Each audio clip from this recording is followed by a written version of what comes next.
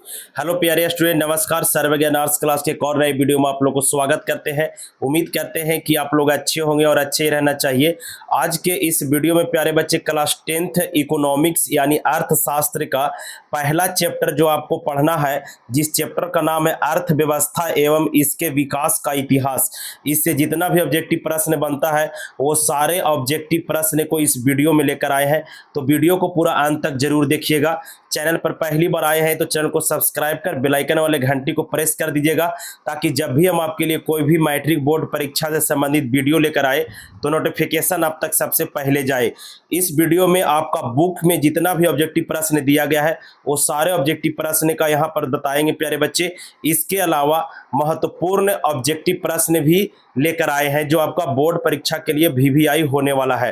तो इसका पहला प्रश्न है, आपका पहला चैप्टर का पहला प्रश्न है कि निम्न को प्राथमिक क्षेत्र भी कहा जाता है। तो इनमें से देखिए, प्राथमिक क्षेत्र के अंतर्गत आपका कृषि क्षेत्र आता है, ऑप्शन ख इसका राइट आंसर हो जाएगा। सेवा जो है इसे तृतीय क्षेत्र के अंतर्गत आता है और औद्योगिक क्षेत्र जो है इसे द्वितीय क्षेत्र के अंतर्गत आता है। चलिए, द्वितीय प्राथमिक क्षेत्र ये हो गया आपका क्लियर। नेक्स्ट प्रश्न देखते हैं, आपका 2 नंबर प्रश्न। 2 नंबर प्रश्न है इसमें प्यारे बच्चों आपका कि कौन इनमें से कौन सा देश मिश्रित अर्थव्यवस्था वाला देश है। तो भारत जो है इससे आपका मिश्रित अर्थव्यवस्था वाला देश है, ऑप्शन ग इसका राइट आंसर हो जाएगा। 3 नंबर प्रश्न है आपका, भारत में योजना आयोग का गठन कब किया गया। तो 15 मार्च 1950 ईस्वी को योजना आयोग का गठन किया गया था। योजना आयोग का पहले जो नाम था वो था प्यारे बच्चे, भारत में योजना आयोग का स्थापना 15 मार्च 1950 को किया गया। योजना आयोग के नाम बदलकर नीति आयोग कर दिया गया, जो 2015 ईस्वी में उसे बनाया गया। तीसरा प्रश्न देख लिए। चौथा प्रश्न देखते हैं। चौथा प्रश्न है इसमें प्यारे बच्चों आपका, जिस देश का राष्ट्रीय आय अधिक होता है वह देश क्या कहलाता है। तो जिस देश का राष्ट्रीय आय अधिक होगा वह देश विकसित देश कहलाएगा। कौन सा देश? विकसित देश से। और जो देश के राष्ट्रीय आय कम होगा और अभी विकास कर रहा होगा उसे विकासशील देश कहते हैं। ऑप्शन ग इसका सही आंसर हो जाएगा। 5 नंबर प्रश्न, इनमें से पिछड़ा राज्य कहा जाता है किसे। तो बिहार जो है इसे आपका पिछड़ा राज्य है। ये था आपका 5 ऑब्जेक्टिव प्रश्न जो आपका बुक में दिया गया है, उसका आंसर हो गया।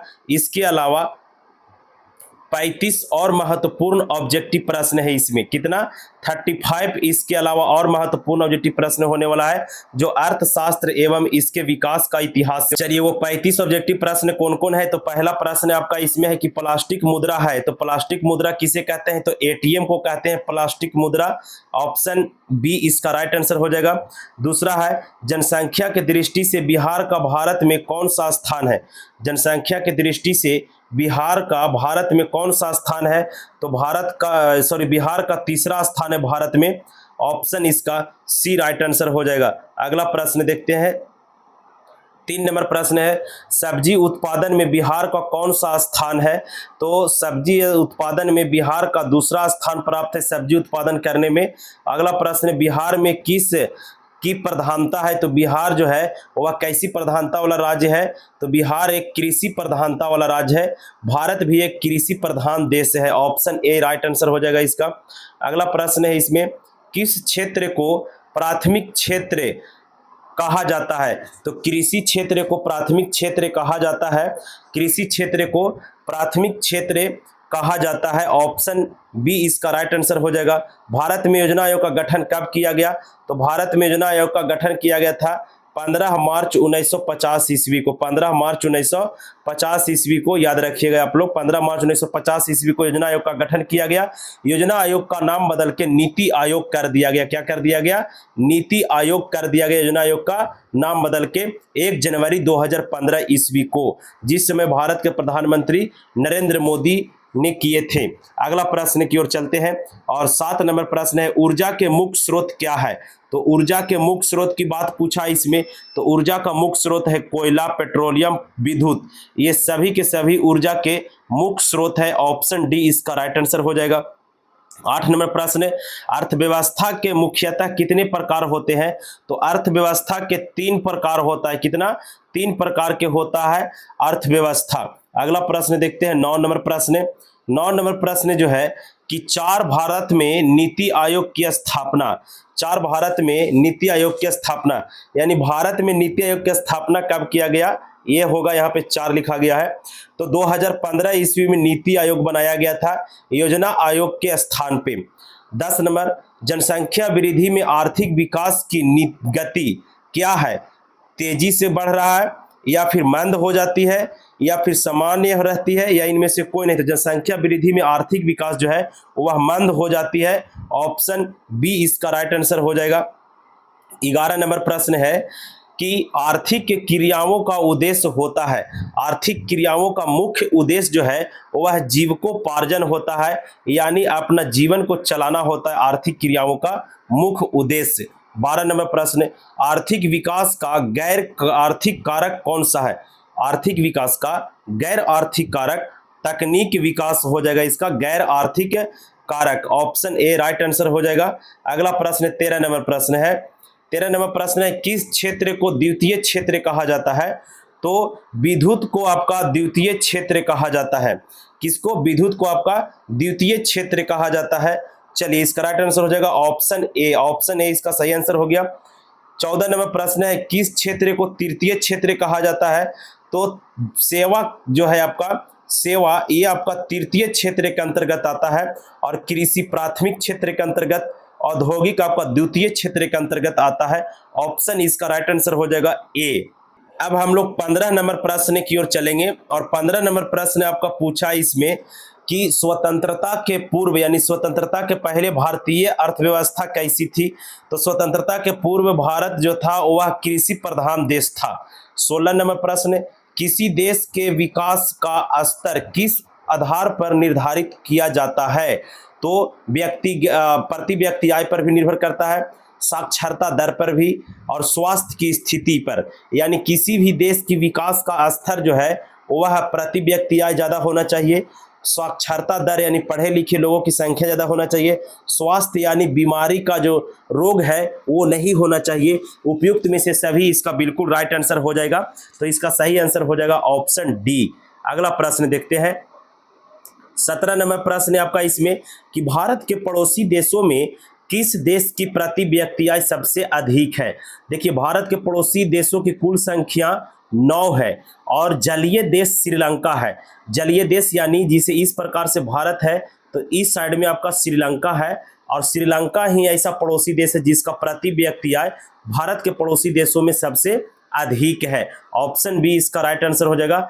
बहुत ही जबरदस्त ऑब्जेक्टिव प्रश्न है, ये सभी प्रश्न को आप लोग याद करिए, बार बार वीडियो को देखिए, जब भी आपको फुर्सत मिले तब। आप लोग गेम वगैरह उतना नहीं खेले प्यारे बच्चे, नहीं तो आप लोगों को पढ़ने के उम्र में अगर जो आप सेंट मारिएगा तो फिर आपका बुजुर्ग होने पर आपका दीवार में पेंट मारना पड़ेगा। यदि राष्ट्रीय आय की अपेक्षा जनसंख्या में वृद्धि दर का अनुपात अधिक हो तो प्रति व्यक्ति आय क्या हो जाएगी, तो प्रति व्यक्ति आय कम हो जाएगा। क्या हो जाएगा, कम हो जाएगा। यदि राष्ट्रीय आय की अपेक्षा जनसंख्या में वृद्धि हो, अब जैसे मान के चलिए कि एक परिवार है घर में और उस घर के परिवार में 7 परिवार है और 7 व्यक्ति, और 7 व्यक्ति में से एक व्यक्ति कमाने वाला है, तो इस सभी पर आपका डिस्ट्रीब्यूट होगा यानी भागा होगा, तो प्रति व्यक्ति आय कम जाएगा। क्या हो जाएगा, कम जाएगा। और किसी घर में 2 व्यक्ति है और दोनों आपका जॉब वाला है तो प्रति व्यक्ति आय उसका बढ़ा हुआ रहेगा। तो जनसंख्या बढ़ेगा, कमाने वाला की संख्या कम रहेगा, तो ऑटोमेटिक है कि आपका प्रति व्यक्ति आय आपका बिल्कुल कम जाएगी। अगला प्रश्न देखते हैं। वीडियो समझ में आ रहा होगा, पसंद आ रहा होगा तो लाइक जरूर ठोक दीजिएगा प्यारे बच्चे। लाइक करने में आपका कुछ जाता नहीं है और हमको मोटिवेट मिल जाता है। फूट डालो राज करो की नीति किसने अपनाई, तो सबसे पहले फूट डालो राज करो की जो नीति है वह अंग्रेजों के द्वारा अपनाया गया था। 20 नंबर प्रश्न, भारत की प्रथम पंचवर्षीय योजना का कार्यकाल क्या है, तो भारत का प्रथम पंचवर्षीय योजना का कार्यकाल 1951 से 1956 है। पंचवर्षीय योजना का जो पंचवर्षीय योजना जो है प्यारे बच्चे ये रूस के संविधान से लिया गया है। कहाँ से, ये योजना पहले रूस में चलता था और रूस के संविधान से ही पंचवर्षीय योजना को लिया गया है। पंचवर्षीय योजना, ठीक है। अब पंचवर्षीय योजना का मतलब होता है किसी भी सरकार के, किसी भी पार्टी के कार्यकाल 5 साल का होता है और वो 5 साल में क्या करने वाला है अपना देश में योजना बना के चलता है, वही पंचवर्षीय योजना के अंतर्गत आता है। चलिए 21 नंबर प्रश्न की ओर चलते हैं हम लोग। 21 नंबर प्रश्न है आपका, बिहार में जीवन यापन का मुख्य साधन क्या है? तो बिहार में अगर जो किसी को जीवन यापन करना है तो उसका मुख्य साधन आपका कृषि हो जाएगा। क्या हो जाएगा? कृषि। यानी यहाँ के ज्यादातर जो लोग हैं वह कृषि पर निर्भर करते हैं। 22 नंबर प्रश्न, एक समाजवादी अर्थव्यवस्था में सर्वाधिक बल किस पर दिया जाता है? एक समाजवादी अर्थव्यवस्था में किस पर बल दिया? तो लोक कल्याण पर। ऐसा प्रश्न आपको मिलेगा जब हम पूरी तरह से फिर लास्ट में अक्टूबर नवंबर के महीना में जब पूरा सिलेबस आप लोग खत्म हो जाता है तो उस समय आपका 80 ऑब्जेक्टिव प्रश्न पूरा आपका एसएसटी के लेकर आते हैं। तो ऐसा प्रश्न उसमें आता है। पहले बच्चे अभी सब पढ़ते चलिएगा तो बड़ा ही मजा आने वाला है। अगला प्रश्न की ओर चलते हैं। 23 नंबर प्रश्न। 23 नंबर प्रश्न है, भारत में पंचवर्षीय योजना की शुरुआत कब हुई? तो 1951 ईस्वी में। राष्ट्रीय विकास परिषद की गठन कब हुआ? तो 1952 ईस्वी में राष्ट्रीय विकास परिषद की गठन हुई थी। चलिए 25 नंबर प्रश्न है, बैंक का उदाहरण, यानी बैंक उदाहरण है किसका? तो बैंक जो है इसे आपका तृतीय क्षेत्र का उदाहरण है। ऑप्शन सी इसका राइट आंसर हो जाएगा। किस अर्थव्यवस्था में उत्पादन के साधनों पर किसी व्यक्ति या निजी संस्था का अधिकार होता है? तो समाजवादी देश जो रहेगा या समाजवादी व्यवस्था रहेगा वहां पर व्यक्तिगत और निजी संस्था दोनों का अधिकार होता है, उसे समाजवाद कहते हैं। 27 नंबर प्रश्न देखते हैं। 27 नंबर प्रश्न है आपका, इसमें 27 नंबर प्रश्न पूछा, निम्नलिखित में कौन सा देश विकसित अर्थव्यवस्था का उदाहरण है? तो संयुक्त राज्य अमेरिका जो है इसे विकसित राज्य का उदाहरण है, जिसको यूएसए के नाम से जानते हैं, United state of America. Next प्रश्न है, नरेगा के अंतर्गत ग्रामीण मजदूरों को साल में कम से कम कितने दिनों के लिए रोजगार देने की व्यवस्था की गई है? तो 100 दिनों को। नरेगा के अंतर्गत किसी भी मजदूर को साल भर में यानी 12 महीना में 365 दिन में कम से कम उसको 100 दिन रोजगार दिया जाएगा, ऐसा मानना है नरेगा का, और देता भी है, ऐसा बात नहीं है। अगला प्रश्न, नरेगा एक कार्यक्रम है जो कैसा है? तो राष्ट्रीय स्तर का कार्यक्रम है। कैसा? राष्ट्रीय स्तर का, किसी राज्य का नहीं है, किसी राज्य का नहीं है प्यारे बच्चे, ये पूरी तरह से पूरे राष्ट्र के लिए चलाया गया है, पूरे राष्ट्र के लिए चलाया गया है। अगला है, सतत विकास का उद्देश्य क्या है? तो सतत विकास का जो है उद्देश्य वो अपने के लिए और आने वाले संतति के लिए इसका मुख्य उद्देश्य है सतत विकास, यानी लगातार ऐसा काम करे कि आने वाला पीढ़ी को भी उसका उपयोग मिले, जिसको सतत पोषणीय भी बोलते हैं। 31 नंबर प्रश्न। 31 नंबर प्रश्न है आपका इसमें कि जिस देश का राष्ट्रीय आय अधिक होगा वह देश विकसित कहलाएगा, और इसमें किसे पिछड़ा राज्य कहेंगे? तो बिहार जो है इसे एकदम पिछड़ा राज्य है। बहुत दुख की बात है कि बिहार पिछड़ा राज्य है। और अगला प्रश्न है आपका 34 नंबर प्रश्न हो 33 नंबर प्रश्न है आपका इसमें, इनमें कौन सा देश मिश्रित अर्थव्यवस्था वाला देश है? तो भारत एक मिश्रित अर्थव्यवस्था वाला देश है। 34 नंबर प्रश्न है कि भारत की आर्थिक व्यवस्था है, तो भारत की आर्थिक व्यवस्था मिश्रित अर्थव्यवस्था है। कैसा? मिश्रित अर्थव्यवस्था है। और लास्ट प्रश्न आपका इसमें है आपको कि बिहार के आर्थिक पिछड़ेपन का क्या कारण है? तो जनसंख्या में अधिक वृद्धि, कृषि पर अधिक भार, सूखा एवं बाढ़ का प्रकोप, ये उपयुक्त में से सभी इसका राइट आंसर हो जाएगा। बिहार इकलौता राज्य है जहां पर इस प्रकार से अगर जो आपका बिहार है तो ये उत्तरी बिहार में बाढ़ की समस्या, दक्षिणी बिहार में सुखाड़ की समस्या, प्राकृतिक यहाँ इतना प्रकोप ढहा है कि किसी भी तरह से उपज नहीं पाते। ये सभी कारण, जनसंख्या भी लगातार बढ़ती जा रही है और कृषि का भी भार ज़्यादा बढ़ता जा रहा है, जिसके कारण बिहार पूरे राष्ट्र में पिछड़े होने का कारण बनते जा रहा है। ये था आपका टोटल ऑब्जेक्टिव प्रश्न 35 किताब के अलावा। और वीडियो पसंद आया होगा तो लाइक जरूर कर दीजिएगा, दोस्तों में भी अपने शेयर कर दीजिएगा प्यारे बच्चे। ऐसे वीडियो आपका लगातार मिलते रहेगा और मिल भी रहा है। सभी वीडियो को वाचिंग करें, हिस्ट्री, ज्योग्राफी, पॉलिटिकल साइंस, इसके अलावा हिंदी वगैरह का भी वीडियो आएगा प्यारे बच्चे। चलिए, जय हिंद, जय भारत।